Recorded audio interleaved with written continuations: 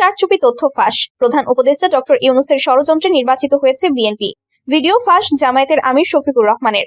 দর্শক দেখতে পাচ্ছেন যে কিভাবে ব্যালট পেপারে ছাপ দিচ্ছে বিএনপি নেতাকর্মীরা। আপনি আমার হাতে ধরবেন না কই আর বাধ্য আমরা না আপনি আমার কাজ আমার করতে দেন। আসসালামু আলাইকুম প্রিয় দর্শক কিভাবে ভোট চুরি করেছে তারেক রহমান এবং কে কে ভোট চুরির সাথে জড়িত, এবার বেরিয়ে এসেছে কিছু চাঞ্চল্যকর তথ্য। বিস্তারিত ভিডিওটি দেখলে আপনিও অবাক হতে বাধ্য হবেন। ভিডিওটির ভিতরে রয়েছে অনেক গুরুত্বপূর্ণ তথ্য, তাই বলছি ভিডিওটি কেউ স্কিপ করবেন না। এবং যারা এমন নিউজ দেখতে পছন্দ করেন তারা অবশ্যই চ্যানেলটি সাবস্ক্রাইব করে আমাদের সাথেই থাকবেন। দর্শক, তাই আর বেশি কথা না বাড়িয়ে চলুন বিস্তারিত ভিডিওটি দেখে আসি।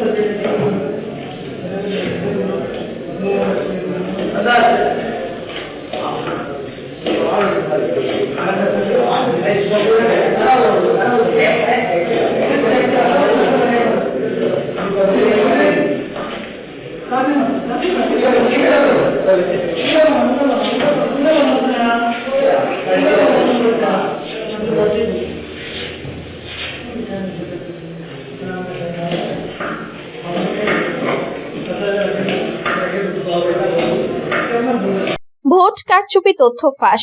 প্রধান উপদেষ্টা ডক্টর ইউনূসের ষড়যন্ত্রে নির্বাচিত হয়েছে বিএনপি। ভিডিও ফাঁস জামায়াতের আমির শফিকুর রহমানের। বাংলাদেশের ত্রয়োদশ জাতীয় সংসদ নির্বাচনের ফলাফল ঘোষণার পরপরই এক বিস্ফোরক অভিযোগ উঠেছে। জামায়াতে ইসলামের আমির ডক্টর শফিকুর রহমানের একটি গোপন ভিডিও ফাঁস হয়েছে, যাতে তিনি সরাসরি অভিযোগ করেছেন যে অন্তর্বর্তীকালীন সরকারের প্রধান উপদেষ্টা নোবেল বিজয়ী ডক্টর মোহাম্মদ ইউনূসের নেতৃত্বে একটি বড় ধরনের ষড়যন্ত্রের মাধ্যমে বিএনপিকে ক্ষমতায় বসানো হয়েছে। এই ভিডিওটিতে তিনি দাবি করেছেন, ভোট কারচুপির মাধ্যমে জামায়াতের প্রাপ্য আসনগুলো কেড়ে নেওয়া হয়েছে এবং বিএনপির জয়কে প্রকৌশলগত করে তোলা হয়েছে। সোশ্যাল মিডিয়ায় ছড়িয়ে পড়া এই ভিডিওটি মাত্র কয়েক ঘন্টার মধ্যে লাখ বার দেখা হয়েছে। ভিডিওতে ডক্টর শফিকুর রহমান বলেন, আমরা দেখেছি কিভাবে নির্বাচন কমিশনের কিছু কর্মকর্তা রাতের অন্ধকারে ভোট গণনা পাল্টে দিয়েছে। প্রধান উপদেষ্টা ডক্টর ইউনূসের নির্দেশে বিএনপির সঙ্গে গোপন সমঝোতা হয়েছে। জামায়াতের প্রার্থীরা যেখানে স্পষ্ট জয়ী হওয়ার সম্ভাবনা ছিল, সেখানে জাল ভোট, প্রি স্ট্যাম্পড ব্যালট এবং এজেন্টদের বহিষ্কারের মাধ্যমে ফলাফল উল্টে দেওয়া হয়েছে। এটা কোনো গণতান্ত্রিক নির্বাচন নয়, এটা একটা সাজানো নাটক। ভিডিওটি ফাঁস হওয়ার পর জামায়াতে ইসলামী দলীয়ভাবে এক বিবৃতিতে বলেছে, আমাদের আমিরের কথা সত্যের প্রতিফলন। নির্বাচনে বিএনপি 212 আসন পেয়েছে বলে ঘোষণা করা হলেও আমাদের অভ্যন্তরীণ হিসাব অনুযায়ী জামায়াতের প্রাপ্য ছিল অন্তত 100-র বেশি। কিন্তু ডক্টর ইউনূসের প্রশাসন বিএনপিকে 2/3 সংখ্যাগরিষ্ঠতা দিতে চেয়েছে, যাতে তারা সংস্কারের নামে ইসলামী শক্তিকে দুর্বল করতে পারে। এদিকে নির্বাচনের দিন থেকেই বিভিন্ন আসনে কারচুপির অভিযোগ উঠেছে। ঢাকা 8 আসনে জাতীয় নাগরিক পার্টি এনসিপি এবং জামায়াতের প্রার্থীরা গণনায় অনিয়মের অভিযোগ তুলে রিটার্নিং কর্মকর্তার কার্যালয়ে গিয়েছেন। সানজিদা ইসলাম তুলির মতো বিএনপি প্রার্থীরাও কিছু আসনে অনিয়মের কথা বলেছেন, কিন্তু জামায়াতের অভিযোগ সবচেয়ে তীব্র। ডক্টর শফিকুর রহমানের ঢাকা 15 আসনে বিএনপির সঙ্গে সংঘর্ষের ঘটনাও ঘটেছে, যেখানে 16 জন আহত হয়েছেন। ডক্টর ইউনূসের পক্ষ থেকে এখনো কোনো আনুষ্ঠানিক প্রতিক্রিয়া আসেনি, তবে অন্তর্বর্তী সরকারের একজন মুখপাত্র বলেছেন, এসব অভিযোগ ভিত্তিহীন এবং রাজনৈতিক উদ্দেশ্য প্রণোদিত। নির্বাচন কমিশন স্বাধীনভাবে কাজ করেছে এবং আন্তর্জাতিক পর্যবেক্ষকরা প্রক্রিয়াকে সন্তোষজনক বলেছেন। বিএনপির পক্ষ থেকে তারেক রহমানের কার্যালয় থেকে বলা হয়েছে, জামায়াতের হারের হতাশা থেকে এসব অভিযোগ উঠছে। জনগণ বিএনপিকে বিপুল ভোটে বিজয়ী করেছে, এটা অস্বীকার করা যায় না। এই ভিডিও ফাঁসের পর রাজনৈতিক অঙ্গনে তোলপাড় শুরু হয়েছে।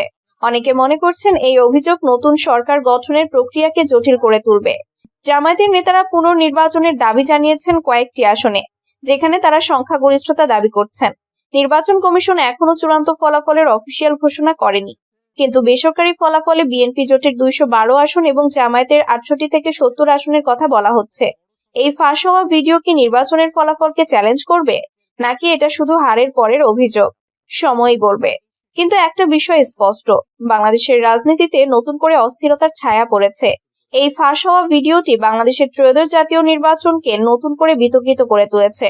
ডক্টর ইউনূসের নেতৃত্বাধীন অন্তর্বর্তী সরকারের বিরুদ্ধে বিএনপি জামায়াতের মধ্যে ফাটল সৃষ্টি হয়েছে। জনগণের মধ্যে বিভ্রান্তি ও অস্থিরতা বাড়ছে। নির্বাচন কমিশনের নিরপেক্ষতা নিয়ে প্রশ্ন উঠেছে, পুনর্নির্বাচনের দাবি জোরালো হচ্ছে। যদি অভিযোগগুলো প্রমাণিত হয়, তাহলে নতুন সরকারের বৈধতা ও স্থিতিশীলতা মারাত্মকভাবে ক্ষতিগ্রস্ত হবে। বাংলাদেশের গণতন্ত্র এখন এক কঠিন পরীক্ষার মুখোমুখি। সত্য উন্মোচন না হলে বিশ্বাসের সংকট আরো গভীর হবে।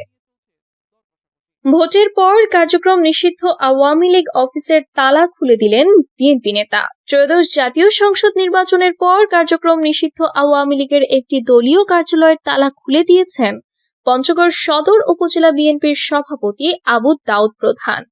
আজ শুক্রবার সকালে সদর উপজেলার চাকলাহাট ইউনিয়ন আওয়ামী লীগের অফিস খুলে দিয়ে তাদের পাশে থাকার আশ্বাস দেন বিএনপির এ নেতা।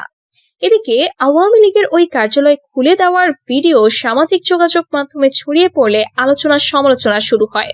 ভিডিওতে চাকলাহাট ইউনিয়ন আওয়ামী লীগের যুগ্ম সাধারণ সম্পাদক কামরুজ্জামান বুলেটকে বলতে শোনা যায়, সদর উপজেলা বিএনপির সভাপতি জননেতা আবু দাউদ প্রধান প্রথমের যে কাজটি করেছেন, আওয়ামী লীগের প্রতি তথা আওয়ামী লীগের তৃণমূল পর্যায়ের নেতাকর্মীদের প্রাণের সংগঠন চাকলাহাট ইউনিয়ন আওয়ামী লীগকে তিনি আজ তালামুক্ত করেছেন। ইউনিয়ন আওয়ামী লীগের সদস্য বীর মুক্তিযোদ্ধা আবুল হোসেনকে বলতে শোনা যায়, আমাদের নামে মিথ্যা মামলা হয়েছে, সেখান থেকে যেন আমাদের রক্ষা করা হয়, এই অনুরোধ জানাচ্ছি আমার মামা আবু দাউদ প্রধানের কাছে। সাবেক ছাত্রলীগ নেতা আনিসুজ্জামান স্বপনকে বলতে শোনা যায়, বাংলাদেশের পতাকা ও মুক্তিযুদ্ধ নিয়ে যদি কেউ ছিনিমিনি খেলার চেষ্টা করে, আমরা সবাই ঐক্যবদ্ধভাবে কাঁধে কাঁধ মিলিয়ে এই পরাজিত শক্তিকে আবারও নস্যাৎ করব। দলমত নির্বিশেষে সবাই আমরা এলাকায় থাকতে চাই। নির্বাচনে বিজয়ী বিএনপিকে চীনের অভিনন্দন, নতুন অধ্যায় শুরুর প্রত্যয়। বাংলাদেশে অনুষ্ঠিত 13তম জাতীয় সংসদ নির্বাচনে বাংলাদেশ জাতীয়তাবাদী দলের নিরঙ্কুশ বিজয়ে প্রাণঢালা অভিনন্দন জানিয়েছে ঢাকাস্থ চীনা দূতাবাস। 13 ফেব্রুয়ারি সকালে এক আনুষ্ঠানিক বিবৃতিতে চীনের পক্ষ থেকে বাংলাদেশের জনগণকে একটি সফল ও সুষ্ঠু নির্বাচন সম্পন্ন করার জন্য সাধুবাদ জানানো হয়। একই সঙ্গে নির্বাচনে বিজয়ী হয়ে সরকার গঠনের পথে থাকা বিএনপির নেতৃত্বের প্রশংসা করে চীন ভবিষ্যতে দুই দেশের দ্বিপাক্ষিক সম্পর্ককে আরও শক্তিশালী করার অঙ্গীকার ব্যক্ত করেছে। বিবৃতিতে চীনা দূতাবাসের পক্ষ থেকে বলা হয়, 13তম জাতীয় সংসদ নির্বাচন সুষ্ঠু ও সফলভাবে সম্পন্ন হওয়ায় বাংলাদেশের জনগণকে অভিনন্দন এবং নির্বাচনে জয়লাভ করায় বাংলাদেশ জাতীয়তাবাদী দলকে অভিনন্দন জানাচ্ছে চীন। আমরা বাংলাদেশের নতুন সরকারের সঙ্গে কাজ করতে এবং চীন বাংলাদেশ সম্পর্কের নতুন অধ্যায় রচনার অপেক্ষায় রয়েছি। উল্লেখ্য, 12 ফেব্রুয়ারি 2026 অনুষ্ঠিত এই ঐতিহাসিক নির্বাচনে 2 দশকের দীর্ঘ বিরতি কাটিয়ে তারেক রহমানের নেতৃত্বে বিএনপি বিশাল জয় অর্জন করেছে। নির্বাচনের প্রাথমিক ফলাফল অনুযায়ী দলটি অর্ধেকেরও বেশি আসন নিশ্চিত করে একক সংখ্যাগরিষ্ঠতা লাভ করেছে। দেশজুড়ে উৎসবমুখর পরিবেশে অনুষ্ঠিত এই নির্বাচনে ভোটারদের স্বতঃস্ফূর্ত অংশগ্রহণ এবং আন্তর্জাতিক মহলের ইতিবাচক প্রতিক্রিয়া বাংলাদেশের রাজনৈতিক স্থিতিশীলতার ক্ষেত্রে এক নতুন বার্তা দিচ্ছে বলে মনে করছেন বিশ্লেষকরা। চীনের পাশাপাশি ভারত, যুক্তরাষ্ট্র ও পাকিস্তান সহ বিশ্বের বিভিন্ন দেশ ও আন্তর্জাতিক সংস্থা নতুন সরকারকে অভিনন্দন জানাচ্ছে। 31 দফা ও জুলাই সনদের ভিত্তিতে রাষ্ট্র চলবে, জানালেন সালাউদ্দিন। বিএনপির স্থায়ী কমিটির সদস্য সালাউদ্দিন আহমেদ বলেছেন, 31 দফা ও জুলাই সনদের উপর ভিত্তি করেই আগামীর রাষ্ট্র পরিচালিত হবে। শুক্রবার রাজধানীতে সাংবাদিকদের এক প্রশ্নের জবাবে তিনি এ তথ্য জানান। সালাউদ্দিন আহমেদ বলেন, বহুল প্রত্যাশিত নির্বাচন সুষ্ঠু ও শান্তিপূর্ণভাবে হয়েছে। নির্বাচন নিয়ে দেশি ও বিদেশি পর্যবেক্ষকরা সন্তুষ্ট। 2-1টি বিচ্ছিন্ন ঘটনা ছাড়া শতভাগ শান্তিপূর্ণ নির্বাচন হয়েছে। ভোট দেওয়ার পাশাপাশি যারা কেন্দ্র পাহারা দিয়েছেন তাদের ধন্যবাদ জানাই। তিনি বলেন, সংবিধানের কাঙ্ক্ষিত গণতান্ত্রিক সংস্কার করা হবে।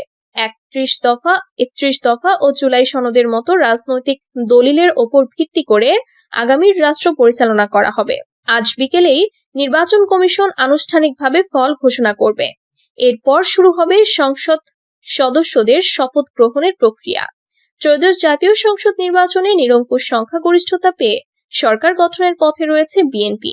এ পর্যন্ত 295টি আসনে পাওয়া বেসরকারি ফলাফলে 209টি আসনে জয় পেয়েছে বিএনপি নেতৃত্বাধীন জোট। এছাড়া 78টিতে জয় পেয়েছে জামায়াতের নেতৃত্বাধীন 11 দলীয় জোটের প্রার্থীরা। অন্যান্য দল ও স্বতন্ত্র প্রার্থীরা জিতেছেন 10টি আসনে। দর্শক, আশা করি সম্পূর্ণ ভিডিওটি দেখেছেন এবং এই ভিডিওটি থেকে আশা করি আপনারা অনেক কিছুই বুঝতে পেরেছেন। দর্শক শ্রোতা, এই ভিডিওটি থেকে আপনার যদি কোনো মতামত থেকে থাকে তাহলে আপনার মূল্যবান মতামতটি অবশ্যই কমেন্ট করে জানিয়ে দেবেন। আজকে ভিডিওটি পর্যন্তই, দেখা হবে পরবর্তী ভিডিওতে। সে পর্যন্ত ভালো থাকুন, সুস্থ থাকুন, আল্লাহ হাফেজ।